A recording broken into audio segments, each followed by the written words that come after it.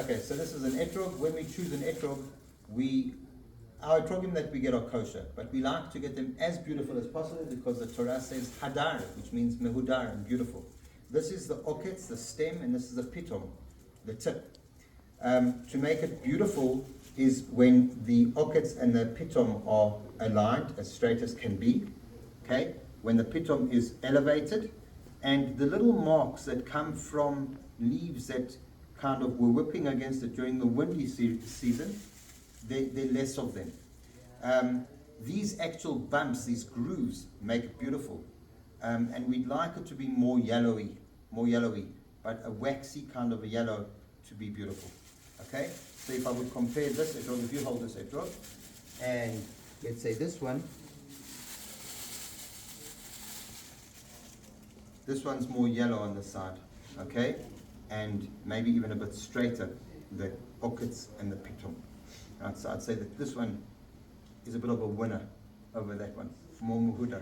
So that's how we would choose an etrog part of the way. You could still go with a magnifying glass to see that there's no holes. Some people do. And as far as the lulav goes, this is the spine of the lulav. There's a dark green branch, and that's what faces us during the mitzvah.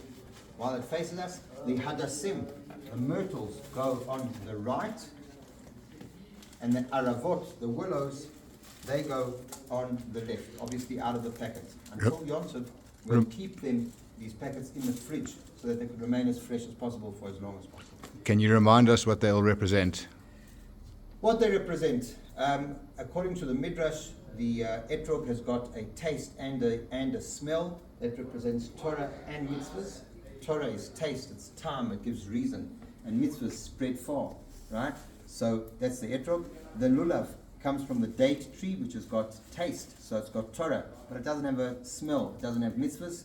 The hadassim have got a beautiful smell, these myrtles, but they don't have taste, and therefore they represent the mitzvahs, or the yid who's more mitzvah orientated or good deeds orientated, but not so much depth of Torah.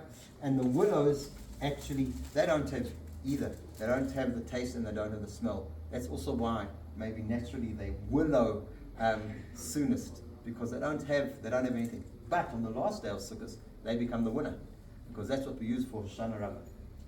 And the representation by putting them all together?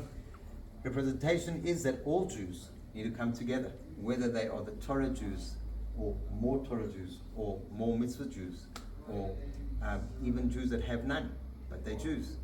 They are held together. And you need all of them in order for the mitzvah to be a proper mitzvah. It's not a mitzvah if you don't have, if one of them is missing.